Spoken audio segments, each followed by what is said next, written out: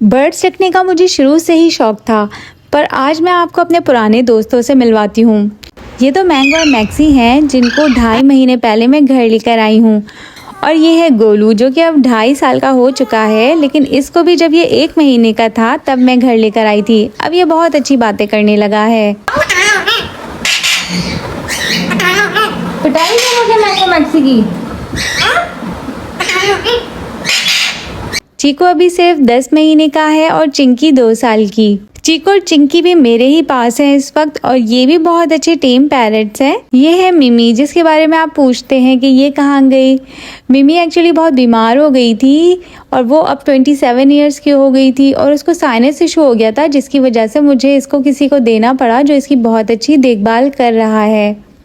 मिमी भी बहुत अच्छी टेम बर्ड थी और बहुत अच्छी चिर्पिंग करती थी, बहुत अच्छे मिमिक साउंड निकालती थी। क्योंकि उसको बोलना नहीं सिखाया था, वो एडल्ट आई थी तो इसने बोलना नहीं सीखा, लेकिन वो बहुत अच्छी विस्लिंग करती थी। और ये है मुच्चू, ये रिंग नेक पैरट था। ये भी जब 1 महीने का था तब मैं घर लेकर आई थी, और इसको बहुत अच्छे टेम किया था और बहुत अच्छी बातें भी करता था। ये मेरे साथ 7-8 साल रहा, उसके बाद ये भी किसी को दे दिया था। मिमी और मुच्चू की बहुत अच्छी बनती थी, ये बहुत अच्छे बेस्ट फ्रेंड थे। इनके मैंने फेदर्स भी नहीं कट कर रखे थे, लेकिन ये बहुत अच्छे टेम हुए थे। ये कभी भी फ़ैन में नहीं आए, ये फ़ैन के नीचे ही फ्लाई करते थे। और मिमी इसको बहुत पकड़ने की कोशिश करती थी, लेकिन मुच्चू बहुत फास्ट था, वो फुर करके उड़ जाता था, कभी मिमी के हाथ नहीं आया। लेकिन जब मैं गोलू का घर लेकर आई और गोलू जब 2-3 महीने का था, तो इसने थोड़ा थोड़ा उड़ना शुरू कर दिया, चलना शुरू कर दिया।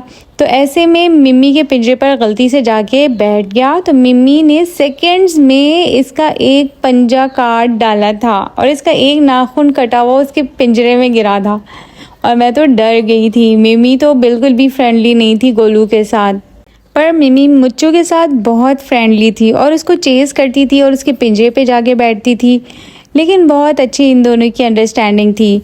फिर मिमी के साथ उसका पेयर भी मैं लेकर आई थी, और लेकिन इन दोनों पेयर की आपस में नहीं बन पाई थी, क्योंकि पेयर बनाने के लिए भी आप दोनों को एक दूसरे की अंडरस्टैंडिंग चाहिए होती है। जब मिमी का मेल पैरट मैंने लाके रखा तो मिमी ने उसे मार मार के गंजा कर दिया था, और फिर बाद में उसकी डेथ हो गई थी। उसके बाद मिमी अकेले ही रहना पसंद करती थी, और वो भी घर के अंदर। इसी तरह जब मुच्चू भी एडल्ट हो गया था, 3-4 साल का हो गया, तो उसके लिए भी एक फ़ीमेल लेकर आई। उसका नाम हमने मक्खन रखा था। वो बहुत मोटी सी, गबलू सी, प्यारी सी थी। आपको केज में मुच्चू के साथ अंदर नज़र आ रही होगी, लेकिन वो इतनी तेज़ थी। एक दिन मैं केज साफ़ करने के लिए बाहर लेके गई, तो मैंने पानी का प्याला बाहर निकाला, तो वो उसमें से और ज़रा से दूर हटी, तो वो उसी जगह से फुर करके उड़ गई। और ये जो आपको फ़ीमेल केज के बाहर नज़र आ रही है, ये हमारे सामने पेड़ पर आकर रहने लगी थी। तो मैं जब मुच्चू का केज बाहर रखती थी तो ये वापस आती थी और ज़मीन पे बैठ के रोज़ मुच्चू से खूब बातें किया करती थी और इसके साथ टाइम स्पेंड करती थी। आप लोग बोलते हैं कि मिमी कहाँ गई, मिमी को दिखाएं। आप प्लेलिस्ट में जाएंगे तो मिमी की बहुत सारी वीडियोज़ आपको देखने को मिल जाएंगी। हाँ, और ज़्यादा रहा, अब किस किस के साथ साथ बहुत एक्सपीरियंस भी आ गया है, तो ये टाइम था कि मैं अपना जो भी एक्सपीरियंस है आप लोगों से शेयर करूं। इसलिए मैंने चैनल बनाया और अपना जो शौक़ है वो आप लोगों के साथ शेयर करना शुरू कर दिया। बेबी पैरट की केयर के हवाले से, उनको कैसे ग्रो करना है, उनका कैसे ख्याल करना है, अलेक्जेंडर पैरट के हवाले से उसका क्या फूड लिस्ट होती है, वो क्या खाता है, उसे कैसे सेल्फ पिलाना है, उसे बातें करना कैसे सिखाना है, ये सारी वीडियोस मेरे चैनल पे अपलोडेड हैं।